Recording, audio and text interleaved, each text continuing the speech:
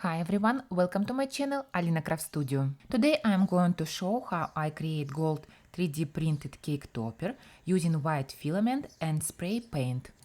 Many of my customers ask for gold cake toppers and send me examples with acrylic cake toppers. Unfortunately, I don't have laser to cut the acrylic. I made the same design and idea, but printed it on my 3D printer. I tried different gold filaments, but some looks too yellow and some looks too bronze, and I wasn't completely satisfied with any of them. Then I decided, what if I printed all my toppers in a white filament? And after printing, I will apply several light coats of spray with metallic coating that's perfect for home decor and other indoor projects. Now let me show you exactly how I print, paint and finish these cake toppers step by step. I have detailed tutorial how to make 3D model with GenShapr on my YouTube channel. Highly recommend to watch this video. You can find the link on this video in the description box. With GenShapr you can make cake topper from any images to ready to print STL file. Now let's move to the painting. I always do this step outside and try to pick a day without much wind.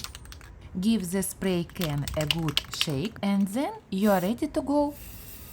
To keep the paint off the surface, I put down a cardboard box first. Today I'm working right here on my deck. The nice thing is that you didn't need a lot of paint. Usually 1 or 2 light coats are all it takes.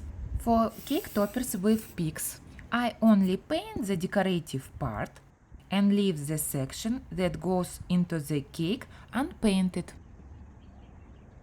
And look at that, in just a few seconds, a plain white 3D print turns into a beautiful metallic cake topper.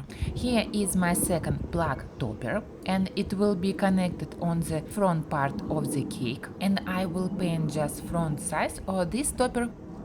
Let's repeat all the same. Shake the can, then spray. One thing I was concerned about was the smell. Fortunately, the smell was only noticeable right after spraying. After about an hour, it was completely gone. After fully drying, I found that the finish was durable. It doesn't transfer or leave residue on your fingers. For me, this technique opened up a new category of products without requiring additional expensive equipment. So if you want to try to make 3D printed cake toppers, I highly recommend giving this method a try.